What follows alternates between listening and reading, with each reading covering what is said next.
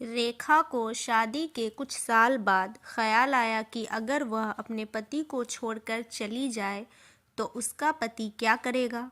उसने एक कागज़ पर लिखा, अब मैं तुम्हारे साथ और नहीं रह सकती। मैं अब बोर हो गई हूँ। मैं घर छोड़कर जा रही हूँ, हमेशा के लिए।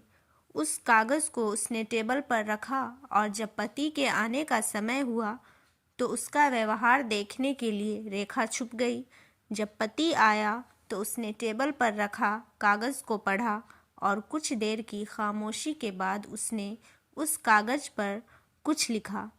फिर वह खुशी के मारे झूमने लगा। फिर उसने किसी को फ़ोन किया और कहा, आज मैं आज़ाद हो गया।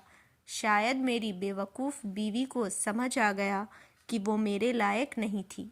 आखिरकार वो आज घर से चली गई और वो कमरे से बाहर निकल गया। जाने के बाद रेखा को बहुत दुख हुआ कि मैं कितना प्यार करती थी, कितना चाहती थी उनको, और ये मुझे इस कदर नापसंद करते हैं।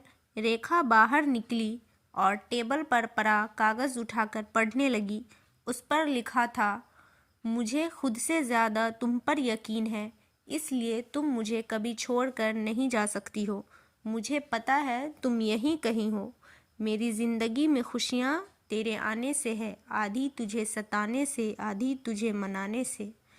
पति और पत्नी एक दूसरे का साया होते हैं और साये के बिना इंसान तन्हा रह जाता है। आप लोगों को कहानी कैसी लगी कमेंट करके बताएं और चैनल को सब्सक्राइब ज़रूर कर लें और वीडियो को अपने दोस्तों के साथ शेयर ज़रूर करें। धन्यवाद।